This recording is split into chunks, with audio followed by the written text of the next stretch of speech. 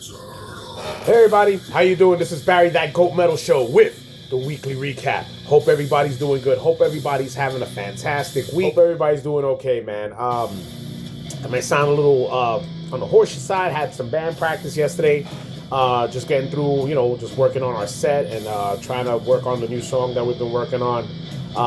Go to Mensa should be, fresh and ready for 2026. Let's see how that thing goes about. Okay, so let me get into the news. All right. Death metal singer Ignacia Fernandez crowned Miss World Chile.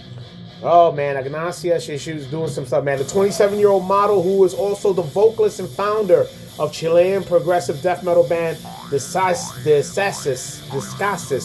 I'm sorry, again, pronunciations, but you know what I'm talking about, was crowned Miss World Chile on November 9th. And Fernandez, who went viral for performing a death metal song during the Miss World Chile semifinals, beat out 19 other finalists to be named Miss World Chile. She will now prepare for next year's Miss World competition. All right, man, good for her. Hey, look, all congrats to her. There's nothing. I mean, look, I think she's a fantastic vocalist, man. Some of the stuff, I'm not really too much into, whatever. It's okay. It's not too bad. But the only thing I had was the fact that now this is going to put death metal back on a little spotlight, and this might grow and draw some people who wanted to dabble into listening to some death metal to make it cool. All right, now to the world of the Rock and Roll Hall of Fame. I know I've gotten some in the comments that whenever we brought up the Rock and Roll Hall of Fame, it's like what it's mute, like what's the point? But look, to some degree.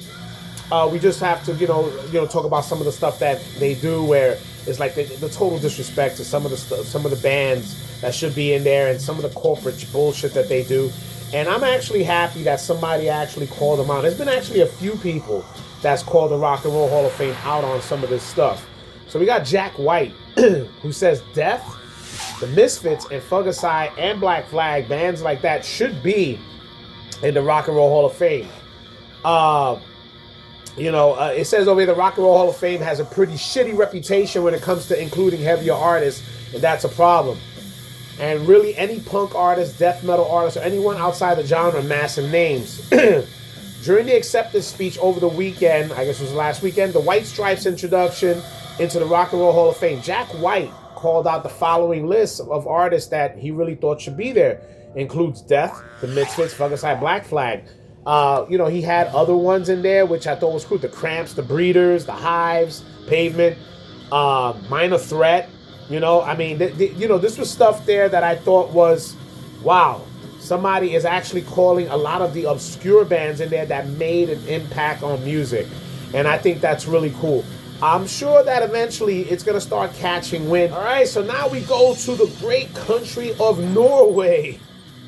Wow, where there's two black metal musicians that were missing and, just hiking in the woods.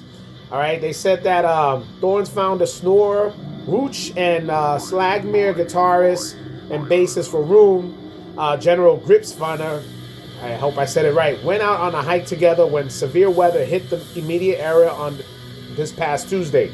They haven't been seen since, even though they plan to return home, somewhere early in the day. Now, according to what I've been reading, they've been saying that so far nothing's come up, and they're thinking that it's some type of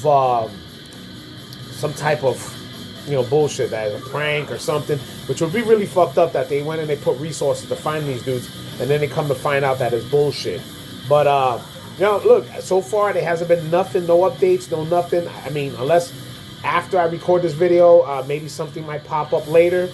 Who knows? But if hopefully those guys are okay, man. I guess this is the reason why black metal artists are always in the forest, man. The forest will fucking eat you alive, man. Whew. All right, now we get into the world of Dave Mustaine and Megadeth. All right, where they've been making news a lot, talking about their retirement and their final tour with their final album. Been in the news a lot, I guess more news is just more of a push to get Megadeth out there and let them get the spotlight. I guess they they deserve, Dave's always wanted this spotlight. Okay, Megadeth's final tour run could last, according to some people, 3 to 5 years. well, not some people, to Dave. I guess the way he's got things planned out, I guess he wants to hit every corner of the earth that Megadeth, and you know, rightfully so. I don't see a problem with that. But man, 3 to 5 years, I think this is just another way of trying to outdo Metallica, because I think Metallica's longest run was about 3 years, I think, or something like that. But if they do 5, what a way to go, right, Dave? Here's after previously announcing that the band will release one final album and embark on a farewell tour. Founding frontman Dave Mustaine now says it might actually be 3 to 5 years before they even consider their swan song concert. We're easily talking about touring for another 3 to 5 years, Mustaine said in a new interview with Kerrang! If we're going to be doing it for the long, then shit, I'll be looking at the birthday. I don't even want to think about it. Dave will turn 70 years old in 2031. Shit. So, I don't know. I guess that, you know, I don't know what to say, man. Hey, look, Dave, he has his agenda, and if he wants to keep doing it up until that point, you know, just to, you know, have his goodbye the way he wants it, so be it. I just hope he, you know, everybody's still going by that time, man. Good luck to you, Dave. All right, now we go over to Metal Blade Records. And not too many people was really up on Metal Blade no more, because a lot of their bigger acts have probably went off to other labels or doing other things. But one thing they still have, they still got some Slayer from their original discography. So they have already announced a special 40th anniversary reissue of Hell Awaits due in May 2026. I'm sure fucking people from the vinyl community are going to go up in arms, because we already know every time they do these type of things, it's going to be super iconic. All right, Slayer's iconic second studio album Hell Awaits is set to receive a 40th anniversary edition reissue via Metal Blade Records next spring. Formed in 1980, Slayer assaulted the world with a new hybrid of metal, punk, heavier, faster, and darker than the rest, and set a new standard, defining not only the genre but an attitude.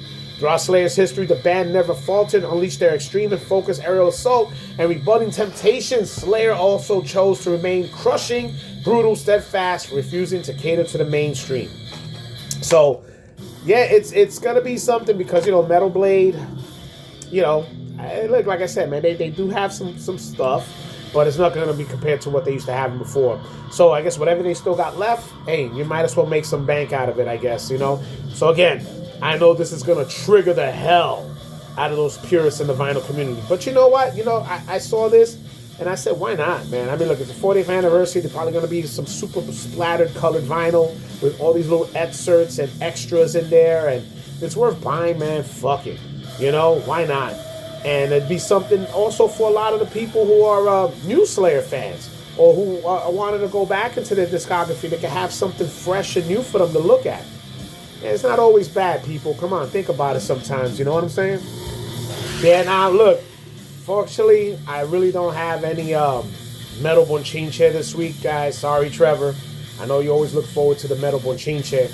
But I wanted to just take this part of it to talk about a legend in the Bronx hardcore community and metal community itself in the Bronx. Mike Rivera. Also known as Puerto Rican Mike from District 9 and Scarhead. It was known to us and to a lot of people who were close to Mike that Mike had a heart attack. He was in a coma, and you know, and things are not looking good for Mike, man. He's in hospice. He's in hospice right now, and everybody who knows, you know, it's like, you know, once you're in hospice, it's just, you know, just waiting your time to go. All right, and Mike, you know, I got so many things that flood with memories with Mike. District 9, Go to Mentis in our time when we were up and coming in that time during the Bronx. We played some shows together. We had a great show with them at the Blue Frog, which was our second show, which, you know, was great time. Mike, you know, before District 9, it was called Close Call. And I remember when Close Call was right in their beginning stages. My neighbor, Georgie, the man who helped me define my metalhead abilities, was drumming for them when they first started out. So I went to a couple of their practices. Loki was the bass player. And you know, Mike was a great dude, man. He hung out with Mike, had a great time with Mike.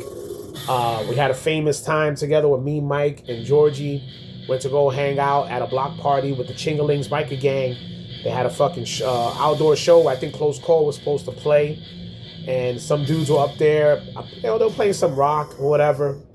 You know, we were there enjoying ourselves, hanging out with some of the guys there. And there was some people there watching. And these guys started playing some reggae or something. The guy came up there, started doing some rap shit. The Chingaling guy came up there, grabbed the mic and said, "Only hardcore and rock and roll on this stage. None of that bullshit here." Went back to just playing some rock, man. I was just cracking up. And I was with Mike, and we had a blast, man. And you know, Mike, he set his own legendary status when it came to New York hardcore. You know, playing with District 9 and Scarhead, and I'm proud. I'm proud of Mike that you know that he created such a legacy in the Bronx. All right, with all of us, and you know, it hits, man. It fucking hits. Mike, you know, we got to speak a few times, you know, when you found my channel, and I feel bad that I didn't even get a chance to really, talk to you, and yeah, man, I'm trying my best not to get emotional here, but yo, we love you, Mike. We love you, and you know, your daughter Layla and Lila. I'm sorry if I'm pronouncing her name wrong. You know, we just, yeah, we're gonna miss you, brother. You'll go easy, and till we meet again. All right. Take care, Mike. Love you. Bronx for life.